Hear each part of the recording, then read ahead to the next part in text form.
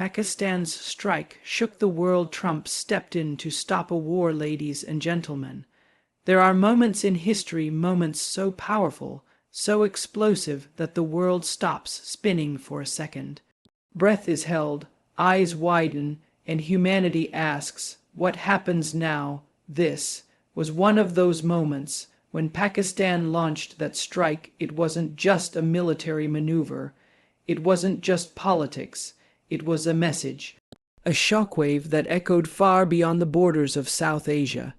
It reverberated in the halls of global power, across headlines, across dinner tables, across hearts. Because war is never just about bullets and bombs. It's about people. It's about children who don't know why their skies are filled with fear. It's about mothers praying in silence. It's about nations trembling on the edge of something irreversible. And in that moment when the world teetered on the edge of war, something unexpected happened. Donald Trump stepped in. With all his flaws, all his controversy, he did something that no one expected. He picked up the phone, and he said, enough. And sometimes it takes just one voice to say that. One man in a room of chaos, to choose diplomacy over devastation, to choose peace not because it's easy, but because war is so damn costly. Now, I'm not here to glorify conflict. I'm not here to take sides. I'm here to speak truth, because when nations rise in rage, it is always the innocent who fall first. So let us remember that strike not just as a flashpoint of power, but as a wake-up call to the world. That every time we walk the path of destruction, we must ask, what are we leaving behind for those who follow? We were inches from a war that could have changed everything. But in that tension, we saw the power of pressure, and the even greater power of restraint. Let this be more than a headline. Let this be a lesson. Let it be a warning. Let it be a prayer for every leader who holds the future in their hands. You don't need to shake the world with war when you have the power to shape it with peace. When Pakistan launched its strike, the world didn't just react, it froze. The news wasn't confined to regional television or buried in back pages of local papers. It became an international event, a seismic moment that gripped every corner of the globe. In an age where information travels faster than thought, within minutes, screens lit up in New York, London, Beijing, and beyond, each one carrying the same chilling headline: Pakistan has struck. But this wasn't just another military maneuver.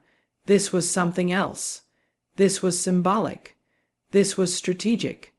This was a global shockwave that rattled not just borders but beliefs. And that's what made it so significant. It wasn't just a missile, a payload, or a headline. It was a message. One that said we will not be ignored. One that spoke of sovereignty, retaliation, pride, and defiance. The kind of message that transcends language and hits harder than any weapon ever could. In that moment, global citizens were united, not by politics, not by culture, but by uncertainty. The uncertainty of what would come next. Would this be the match that lit the powder keg of a larger war? Would history remember this as the day diplomacy died? In major cities, stock markets twitched. Economists predicted shockwaves in trade. Diplomats gathered in hushed emergency meetings.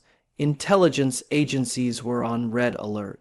Media outlets scrambled for facts, but more often than not, traded in fear. Social media exploded with theories, hashtags, and raw emotion. The collective pulse of the world quickened, and that's the terrifying power of a single act of aggression in today's world. It doesn't stay contained. It doesn't recognize boundaries. It spreads. It infects minds and narratives. It fuels division and speculation. Yet amid this storm, people weren't just watching. They were feeling. The global public wasn't numb to it. Why? Because war in this era is no longer a distant idea. It's personal. We've all seen too much. We've seen buildings fall, cities crumble, and lives vanish in real time. We've seen children crying in the rubble, families torn apart by invisible lines drawn on a map. So when Pakistan's strike hit the headlines, it didn't feel foreign. It felt close. Like a tremor you could feel through your feet, even if the epicenter was miles away. The world felt it, not just in fear, but in memory. The geopolitical tension between Pakistan and its regional adversaries is no secret. Decades of unresolved issues, flare-ups, and near misses have conditioned the world to expect volatility, but still, this strike. It wasn't expected, and that's what made it more powerful. Because when something that powerful catches the world off guard, the response isn't measured, it's magnified. Every government, every military analyst, every civilian watching from their couch, everyone knew this was big. Bigger than borders, bigger than pride. In living rooms around the world, conversations changed. People asked each other, is this how wars start? Should we be worried? What's going to happen now? Those questions weren't just asked in Pakistan or in its neighboring countries. They were asked in Berlin, in Sydney, in Toronto. Because that's the nature of global conflict today. It's instantly shared, instantly felt, and instantly feared. And so the world held its breath, waiting, watching, hoping it would end at words and not warheads, hoping that in the face of provocation there would be restraint, because while the strike was Pakistan's move, the world knew the response would determine everything. Would there be escalation, retaliation, or would somehow step forward to change the course of what looked like an inevitable spiral? That's the moment the globe collectively realized something. Peace is fragile. It's not guaranteed. It's not permanent. It's something that can be torn apart in seconds by a single decision, by a single strike. And in that awareness came fear, not just of what might come next, but of how easily things could have been different. How easily a leader, a misread radar, a misfired missile, could unravel years of uneasy calm. Pakistan's strike wasn't the end of a chapter. It was the opening line of a new one that reminded the world how thin the line is between provocation and catastrophe. It reminded us that in a world armed with nuclear weapons, hardened ideologies, and deep historical wounds, one act of defiance can tip the balance in terrifying directions. And yet, amid all this, there was clarity. A deep, uncomfortable clarity. The kind that only comes when danger knocks on the front door of humanity. The kind that makes nations reconsider their next moves. The kind that forces leaders to weigh pride against peace. That moment, when the world stood still, when Pakistan's strike shook every capital on earth, that was a moment of truth. A moment where the whole world was reminded, war is never distant. It's always just one decision away. And so that moment must not be forgotten, not because of the fear it caused, but because of the light it shed, on how interconnected we are, on how vulnerable peace can be, and on how one nation's decision can truly shake the world. That is what made this moment unforgettable. That is what turned a strike into a global message, one that we must never ignore. War is never just about tanks, missiles, or the number of troops on either side. Behind every explosive headline lies a deeper, more devastating truth. Real people pay the price. When nations clash, when leaders make decisions in strategy rooms thousands of miles away from the battlefield, it is not the powerful who suffer first. It's the ordinary families. It's the children who don't know why their schools are suddenly closed. It's the mothers who stay up all night waiting for news. It's the fathers who fear they may never come home again. Too often, we look at conflict through a distant, sanitized lens, charts of military capability, discussions of tactical advantage, and geopolitical commentary that forgets the human face of war. But when Pakistan's strike rattled the world, it wasn't just military analysts who took notice. It was people, millions of them, who instinctively understood what was at stake. Because you don't need to live in a conflict zone to understand the pain of loss, the fear of uncertainty, or the value of peace. These are universal emotions, shared across cultures, understood in every language. Imagine, for a moment, a child in Lahore or New Delhi hearing the sounds of air raid sirens for the first time. Imagine a young couple staring at the sky, wondering if the flash of light above them means something's coming. These aren't scenes from a movie. These are the realities that ripple through communities every time conflict escalates. And while politicians speak in measured tones about retaliation and defense, it is the people, those far from microphones, who carry the heaviest burden. War doesn't just destroy buildings, it destroys dreams. It takes away the feeling of safety. It rewrites futures in the blink of an eye. A father may have planned to send his daughter to university. A mother may have saved for her son's wedding.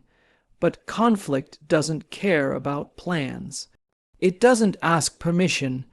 It breaks through doors and takes what it wants: time, stability, hope. We have to remember that every time a strike is launched, someone loses something irreplaceable: a home, a friend, a life. It's easy to talk about precision strikes, intelligence reports, or targets hit and missed. But the truth is, there's no such thing as a clean conflict.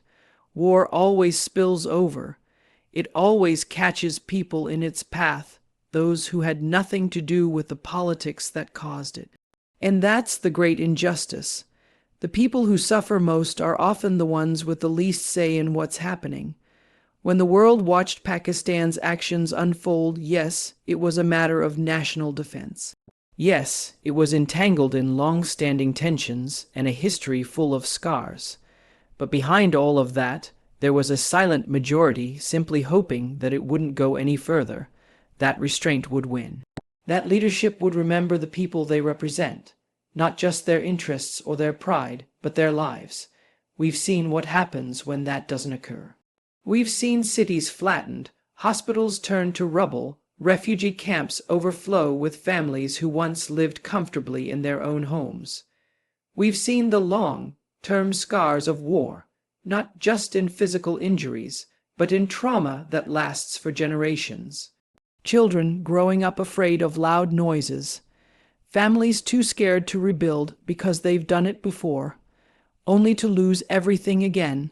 And in this particular moment, when Pakistan's strike made headlines, it wasn't just about military retaliation.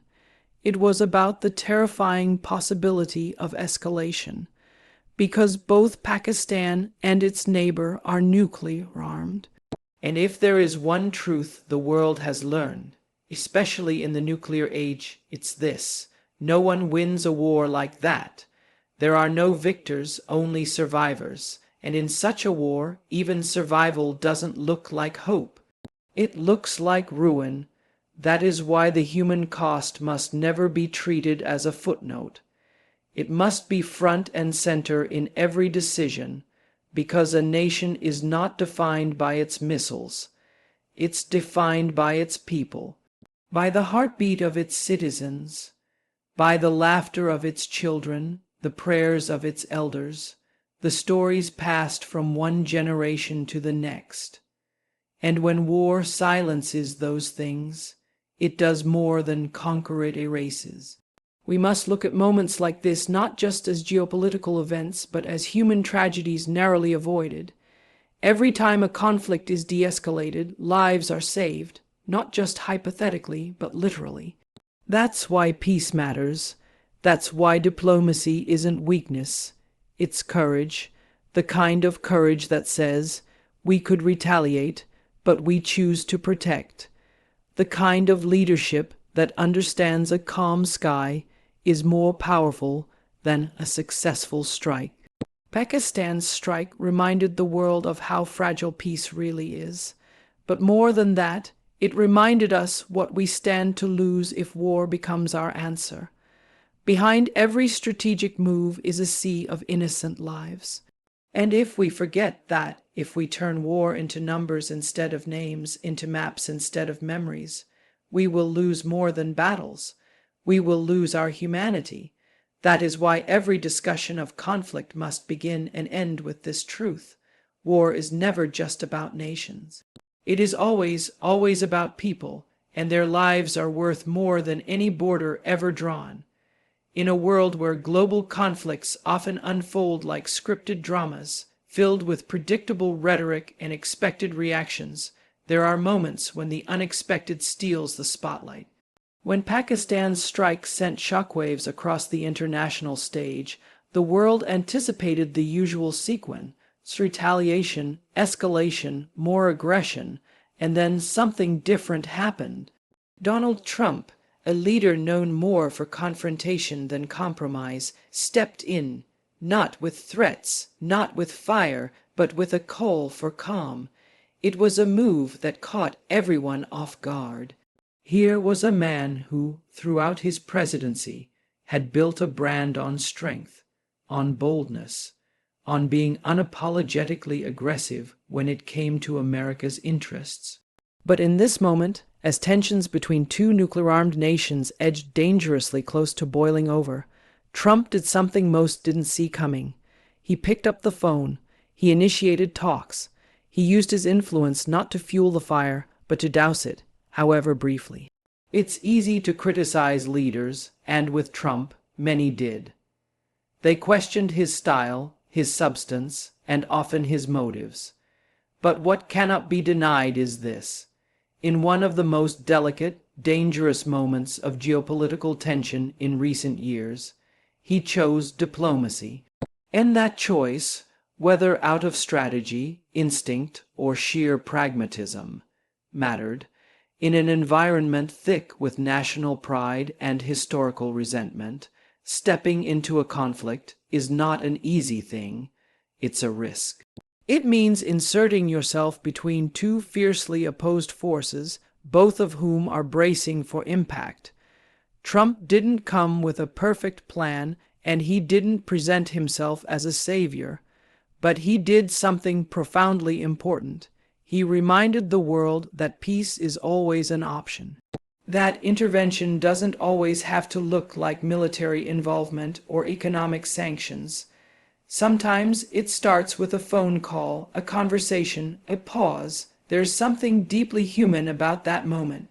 Strip away the politics, the optics, the party lines, and what you see is one leader choosing to stop and say, "Wait." Because that one word, that one gesture has power. Power to interrupt the momentum of violence. Power to change the narrative. Power to give peace a chance to breathe, if only for a moment. Trump's involvement didn't erase the tension. It didn't solve the decades-long conflict between Pakistan and its neighbor. But it did something else, something equally valuable. It shifted the tone. It introduced a third voice into a two-sided standoff, a voice that didn't come from the region, but carried enough global weight to make both sides pause. And sometimes a pause is all the world needs to step back from the edge. Many analysts were surprised. Some were skeptical. Others quietly admitted that diplomacy, no matter who delivers it, is always better than destruction. Because when leaders talk, missiles don't fly. When phones ring, bombs don't drop. And in that moment, Trump chose conversation over chaos. The significance of this choice becomes even more clear when you consider the context. This wasn't a minor border dispute. This was two nations with nuclear capabilities, a history of war, and a long-standing distrust teetering on the brink of catastrophe. One wrong move, One overreaction, and the world could have witnessed a conflict with devastating consequences, not just for South Asia, but for everyone. The global economy, international alliances, millions of lives, all hanging in the balance. Trump's decision to step in challenged the typical narrative of modern leadership. He didn't issue a warning shot. He didn't threaten economic warfare. He extended a hand, rough, controversial, and unexpected, but a hand nonetheless. It was a reminder that even the most unlikely figures can play a critical role in preventing war, that even leaders often painted as divisive can act in the interest of global peace when it matters most.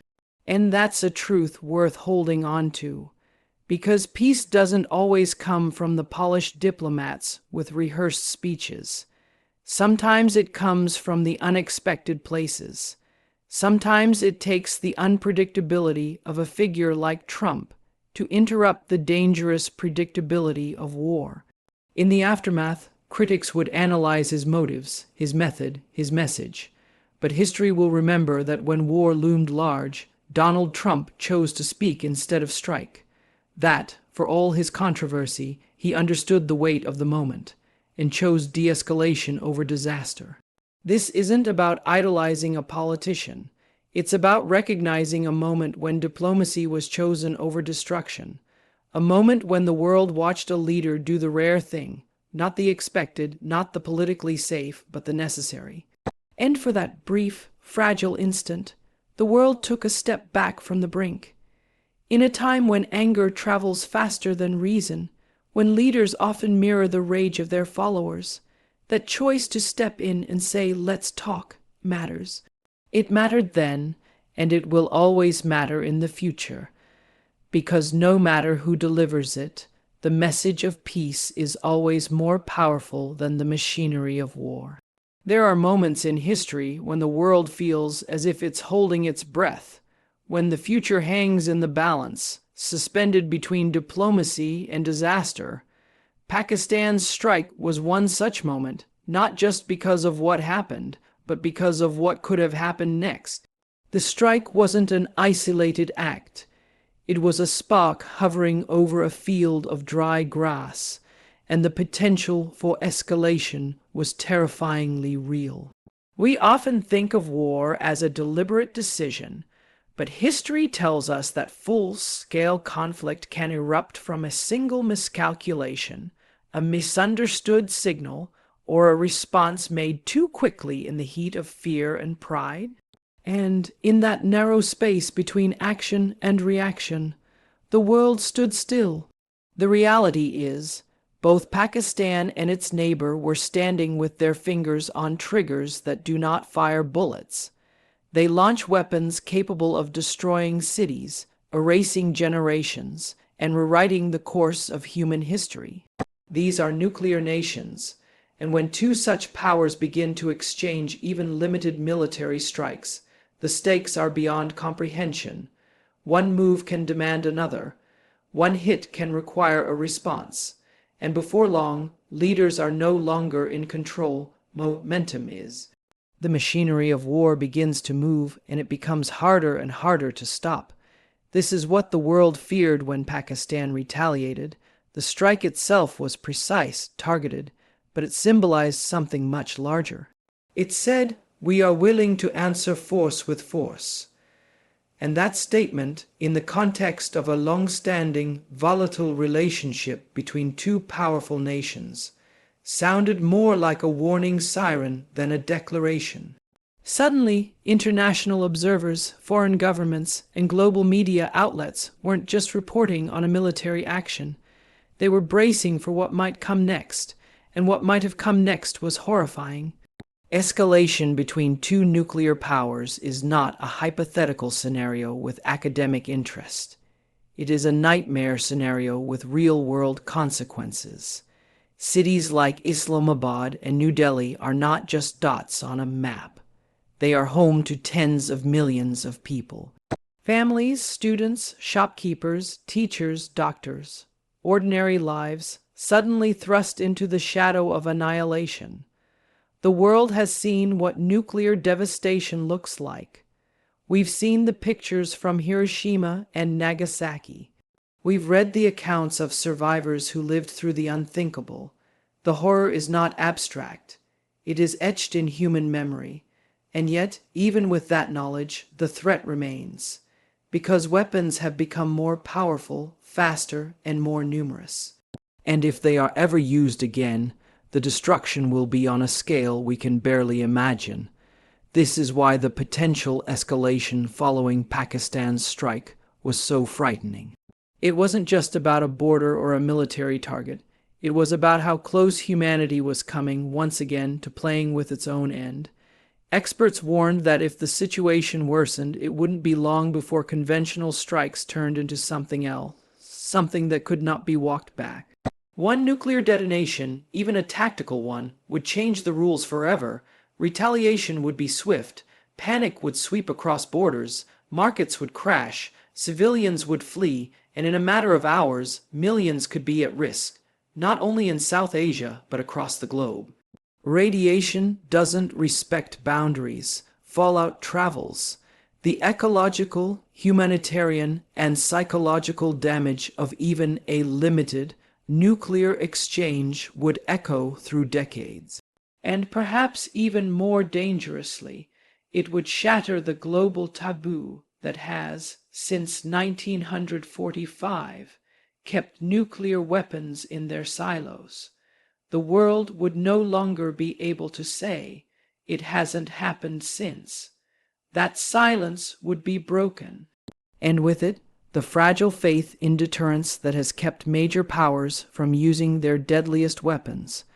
So when people say Pakistan's strike shook the world, it wasn't just because of its boldness. It was because it reminded everyone, governments, citizens, leaders, that we are always closer to catastrophe than we think. That one action, one decision, one misjudgment could plunge entire regions into irreversible darkness. Yet, in the midst of that fear, the world witnessed something else, restraint, and that restraint, by both sides, became the only thing standing between heightened conflict and total disaster. For all the tension, for all the posturing, a line was not crossed. Cooler heads prevailed, and that decision to step back, to hold rather than retaliate further, may very well have saved countless lives. But we must not mistake restraint for resolution. The danger wasn't diffused, it was delayed. It remains, simmering beneath the surface of diplomatic statements and public silence. And unless the roots of conflict are addressed, the threat will rise again. This is the sobering truth the world must confront. In the nuclear age, escalation is no longer just a matter of military strategy. It is a matter of human survival. The stakes are higher than they have ever been, and the margin for error is thinner than we dare admit. That's why moments like this matter. That's why we must look beyond the immediate and ask the harder question: how do we ensure this doesn't happen again?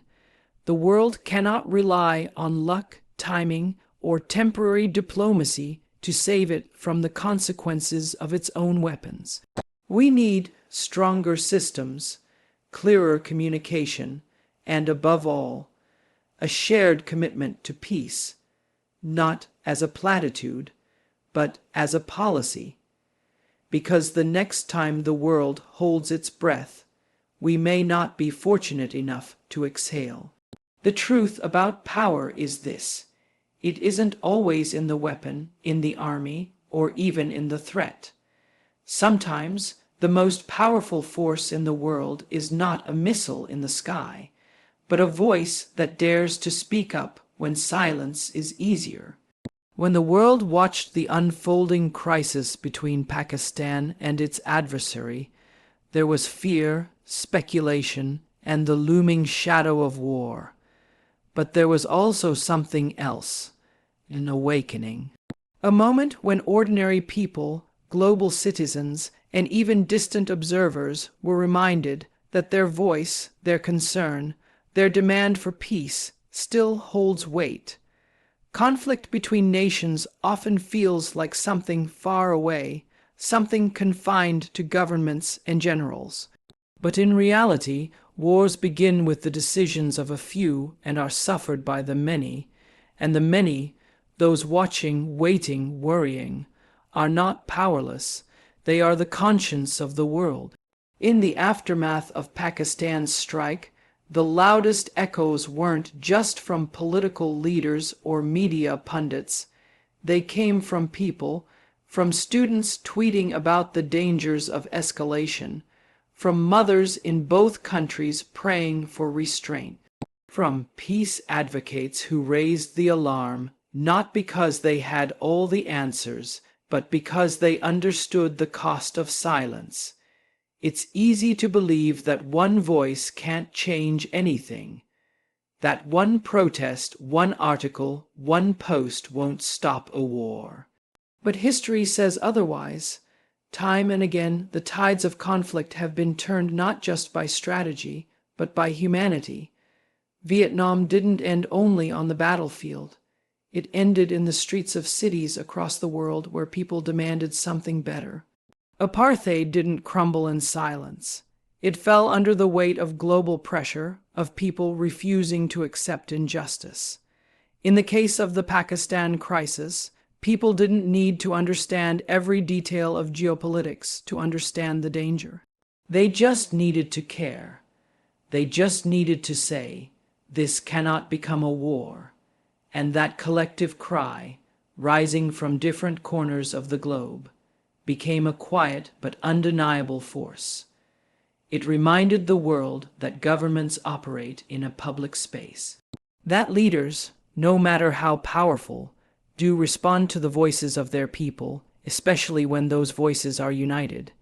That is the real awakening, that in a world often divided by borders, languages, ideologies, and fears, there can still be a common desire for peace, a shared refusal to let destruction become destiny. This awakening didn't require a title, a position, or permission. It just required people to care loudly, to use their platforms, big or small, to recognize that peace isn't passive, it's active. It's not a silence that follows war, it's a sound that prevents it. What happened during those tense days wasn't just a political standoff. It was a human test, a test of whether the world would look away or lean in. And many chose to lean in. Journalists questioned aggressive narratives. Teachers used the moment to educate their students on conflict resolution. Social media became flooded not just with anger, but with pleas. Pleas for talks, for negotiations, for wisdom over warfare, and here's the beautiful part. Those voices mattered. Even if they didn't make the front page, even if they didn't stop every missile or change every mind, they created a climate where peace could survive. Because peace isn't just negotiated behind closed doors. It's demanded in open streets. It's whispered in prayers. It's written into stories and shared in conversations. It lives in every heart that believes the future is worth protecting. We often underestimate the influence of collective will. But the truth is, every time people stand together and speak up, they create a ripple, and enough ripples can become a wave strong enough to reach decision makers, strong enough to slow down the rhythm of war, strong enough to change what seemed inevitable. Pakistan's strike reminded the world of the danger of conflict, but the world's response, especially from its people, reminded us of something just as powerful, our ability to resist that danger, our ability to call for calm in the face of chaos, to value life over legacy, peace over pride. This wasn't a moment that belonged to politicians alone. It belonged to the people who saw the edge and said, "We don't want to fall." It belonged to every individual who used their voice not to provoke, but to protect. It belonged to a world that, despite its divisions, remembered, if only briefly, that peace is always possible and always worth fighting for.